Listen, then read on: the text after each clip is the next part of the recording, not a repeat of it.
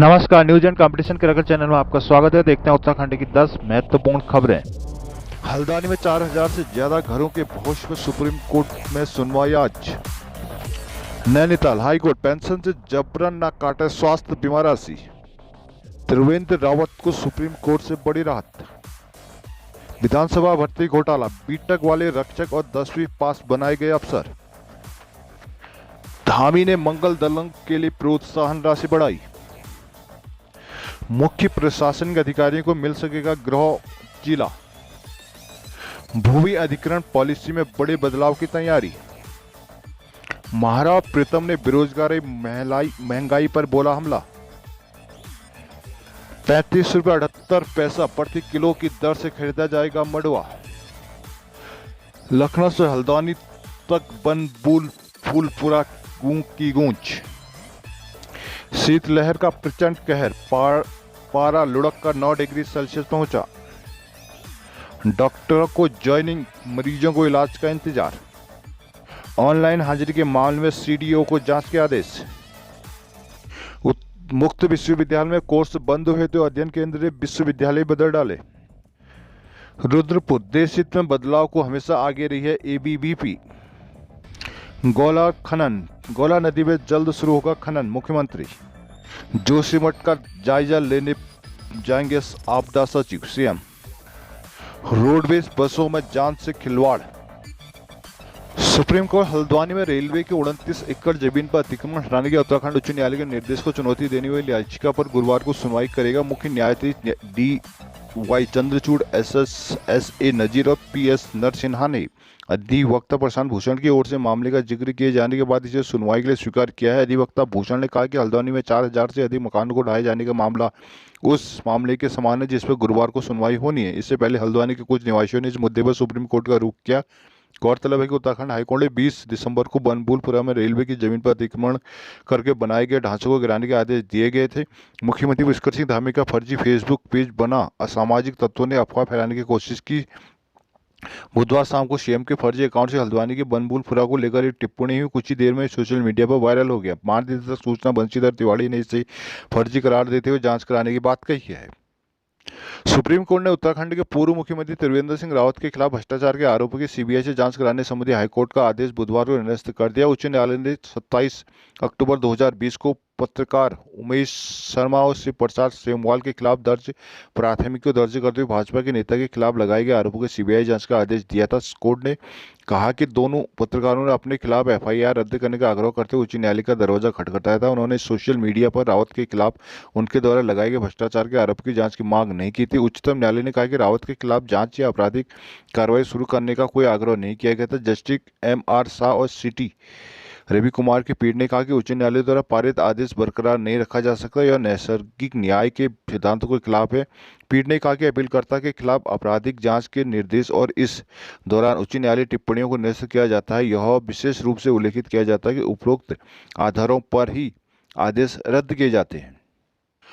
विधानसभा घोटाला, विधानसभा बैकडोर भर्तियों में न सिर्फ भाई भतीजेवाद चला बल्कि योग्यता को भी दरकिनार किया गया। पूर्व नेता प्रतिपक्ष प्रीतम सिंह के आरटीआई पर विधानसभा सचिवालय के जवाब से खुलासा हुआ। जहां 8वीं पास तो कंप्यूटर सहायक, 10वीं पास सहायक समीक्षा अधिकारी बन गए, वहीं बीटेक पास रक्षक के तौर पर तैनात हो पाए। प्रीतम ने बुधवार को पत्रकार वार्ता के दौरान विधानसभा में हुई बैकडोर भर्तियों को लेकर खुलासा किया।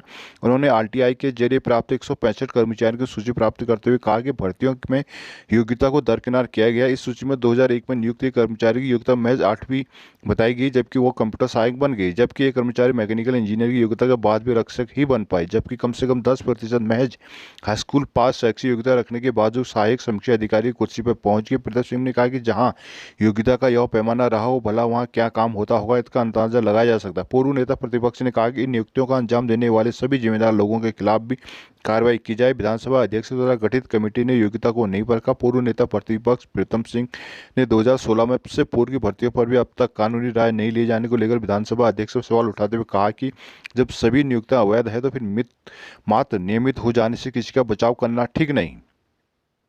हल्द्वानी के बनभूलपुरा मामले की बुधवार को उत्तराखंड की राजधानी देहरादून से लेकर उत्तर प्रदेश की राजधानी लखनऊ तक गूंज सुनाई दी। देहरादून में जहां उत्तराखंड के पूर्व मुख्यमंत्री हरीश रावत ने मौन उपवास रखा, वहीं उत्तर प्रदेश के पूर्व सीएम और बसपा नेता मायावती ने ट्वीट कर प्रदेश सरकार से सकारात्मक कदम उठाने की मांग की। उधर सपा अध्यक्ष अखिलेश यादव के निर्देश पर पार्टी नेताओं का प्रतिनिधिमंडल हल्द्वानी पहुंचा और प्रभावितों को समर्थन दिया।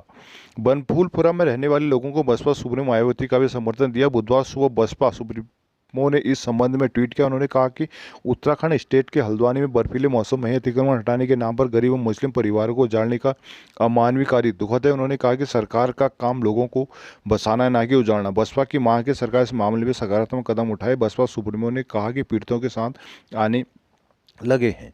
समाजवादी पार्टी के प्रतिनिधिमंडल ने बुधवार को हल्द्वानी पहुंचकर प्रभावित लोगों से बात की और मामले को सड़क से लोकसभा तक उठाने का भरोसा दिया। प्रतिनिधिमंडल अपनी रिपोर्ट तैयार कर बुधवार को प्रदेश कार्यालय को सौंपेगा। पार्टी के राष्ट्रीय अध्यक्ष अखिलेश यादव के निर्देश में मुरादाबाद के सांसद डॉक्टर एस.टी. हसन के नेतृत्व में बुधवार दोपहर करीब 1:30 बजे प्रतिनिधिमंडल बनभूलपुरा पहुंचा। पार्टी पदाधिकारियों ने मोहम्मदी चौक, लाइन नंबर 18, मुजाहिद चौक, नई बस्ती, इंदिरा नगर आदि क्षेत्रों में पहुंचकर अतिक्रमण के दायरे में आ रहे लोगों से मुलाकात की। इस दौरान लोगों ने उन्हें अपनी जमीन, मकान से संबंधित दस्तावेज दिखाए। दावा किया कि वो सालों से यहाँ रह रही हैं, सरकार उन्हें उजाड़ना चाहती है। सांसद डॉक्टर हसन ने उनके हक के लिए हमेशा खड़े रहने की बात कही। दोपहर करीब 3 बजे प्रतिनिधिमंडल लाइन 17 स्थित सपा कार्यालय पहुंचा।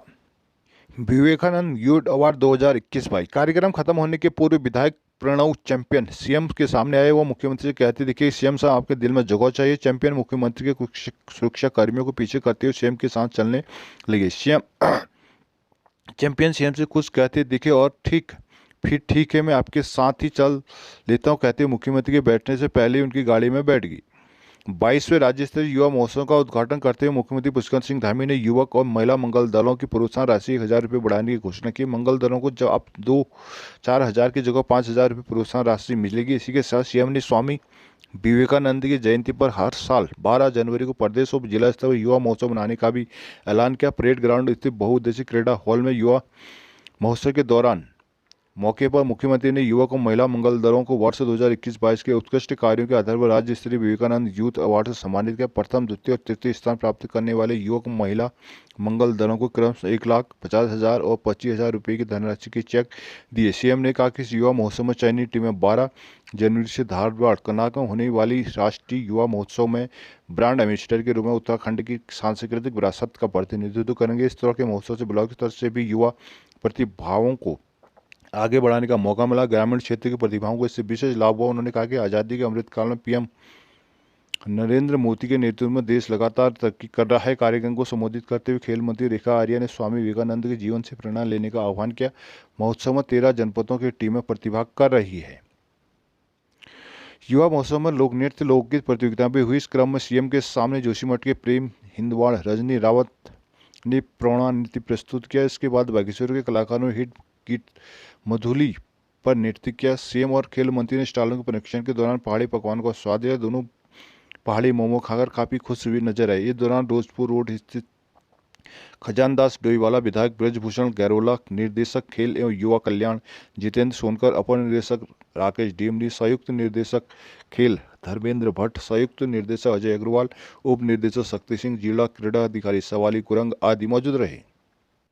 उत्तराखंड में राज्य सरकार भू अधिग्रहण पॉलिसी में बड़े बदलाव की तैयारी में। महाराष्ट्र और उत्तर प्रदेश की पॉलिसी को ध्यान में रखकर उत्तराखंड के लिए नई पॉलिसी का खाका तैयार किया जा रहा है। इसके तहत अधिग्रहण की लंबी प्रक्रिया के बजाय लोगों से सीधे जमीन खरीदी जाएगी। उत्तराखंड में विकास योजनाओं को लेकर जमीन अधिग्रहण की प्रक्रिया भी बेहद लंबी और जटिल है। इसके कारण कई बार योजना प्रभावित होती है। सरकारी अधिग्रहण की प्रक्रिया का अक्सर ही लोगों के स्तर पर जोरदार विरोध भी होता आ रहा है। पूर्व में लोगों के विरोध के कारण ही ग्रेटर देहरादून की योजना भी ठप हो चुकी है, जिसके चलते राज्य में भविष्य में होने वाली ढांचागत विकास योजनाओं में तेजी लाने को अब नई भू अधिग्रहण पॉलिसी पर विचार किया जा रहा है। राजस्व विभाग के अफसर उत्तर प्रदेश और महाराष्ट्र की भू अधिग्रहण पॉलिसी का अध्ययन करने में जुटे हुए हैं। दो राज्यों की भू अधिग्रहण नीति के ऐसे बिंदु जिन्हें उत्तराखंड में आसानी से लागू किया जा सकता है, उन पर विचार किया जा रहा है। इसके कानूनी पहलुओं की पड़ताल की जा रही है। इन नई पॉलिसी को लेकर शासन ने वित्त और न्याय विभाग के अधिकारियों से भी विचार विमर्श किया जा रहा है, ताकि सभी पहलुओं को खंगाल कर नई भू अधिग्रहण पॉलिसी का अंतिम रूप दिया जा सके। भू अधिग्रहण पॉलिसी में लोगों से सीधे बात की जाएगी, उन्हें उनकी भूमि का उचित मुआवजा दिया जाएगा। केंद्र सरकार की नई भू अधिग्रहण पॉलिसी के तहत 4 गुना अधिक मुआवजे के अलावा भी रेट पर विचार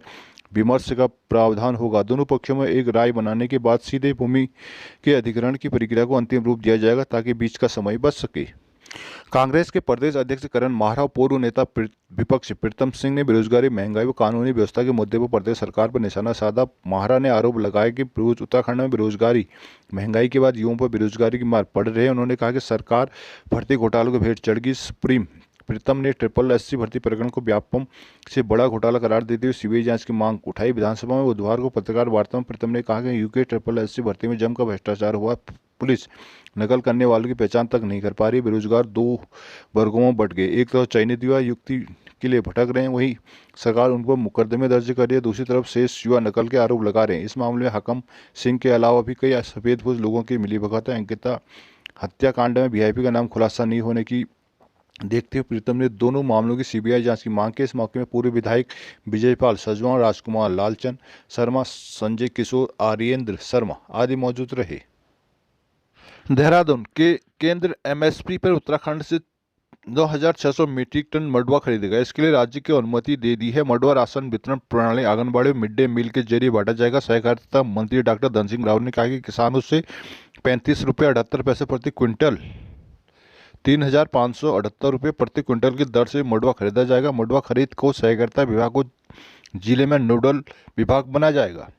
सरकार ने विभिन्न विभागों के मिनिस्ट्रियल वर्ग के मुख्य प्रशासन अधिकारी को पोस्टिंग उनके गृह जनपद में करने की छूट दे दी है। सचिव कार्मिक शैलेश बेगोली ने आदेश जारी किए। तबादला एक्ट 2017 में समूह क व ख को गृह जिलों में तैनाती का प्रावधान नहीं है। मुख्य प्रशासन अधिकारी को समूह ख में आने से भी अपने घरों के पास पोस्टिंग से वंचित हो जाते। मिनिस्ट्रियल संगठन छूट की मांग कर रहा था। उनका तर्क था कि चूंकि उनकी तैनाती फील्ड में नहीं होती, लिहाजा गृह जिलों में पोस्टिंग से विपरीत स्थिति उत्पन्न होने की संभावना नहीं है। बीते दिनों मुख्य सचिव डॉक्टर एस संधू की अध्यक्षता में इस मुद्दे पर सहमति बनने के बाद अब कार्मिक विभाग ने संबंध में आदेश जारी कर दिए हैं। वहीं कार्मिक विभाग ने अनिवार्य स्थानांतरण में एकल अभिभावक विधुर विधवा को इस वर्ष दुर्गम में तबादला से छूट देने का भी आदेश जारी कर दिया है। ऐसे विभाग कर्मियों से 5 विकल्प मांगे जाएंगे, जिन्हें जहां भी रिक्त स्थान होगा समुदाय कर्मचारी का, वहां तबादला किया जाएगा। मृतक आश्रित कोटे से नियुक्ति कर्मियों को दुर्गम में तबादले की छूट दी है। सरकार का मानना है कि इस कोटे में अनुकंपा के आधार पर नियुक्ति दी जाती है। ऐसे में इनसे भी 5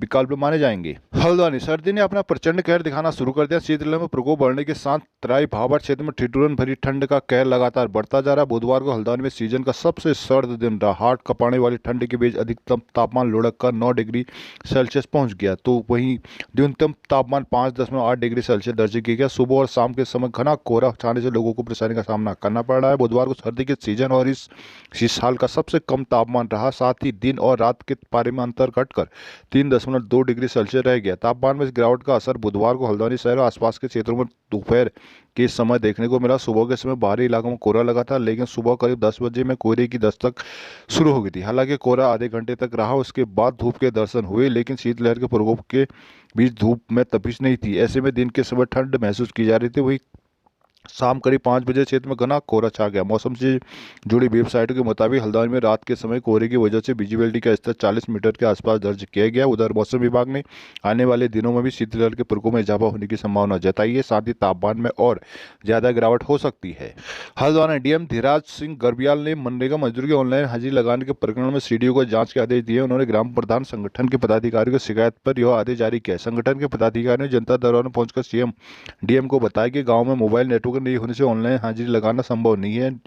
डीएम ने बुधवार को कैंप कार्यालय में फरियादियों की जन समस्याएं सुनी। इस दौरान फरियादियों ने पानी, सड़क, पेंशन, भूमि पर कब्जे, अतिक्रमण, खनन पट्टे से जुड़े 59 शिकायतें दर्ज कराई। इस मौके में डीएम ने 20 से अधिक मामलों को मौके पर ही समाधान किया। अन्य मामलों में दूरभाष पर अधिकारियों से वार्ता कर समस्या के समाधान के निर्देश दिए। ग्राम प्रधान संगठन हल्द्वानी ने बताया कि मनरेगा योजना में श्रमिकों की ऑनलाइन उपस्थिति दर्ज कराने के आदेश जारी कर दिए गए हैं।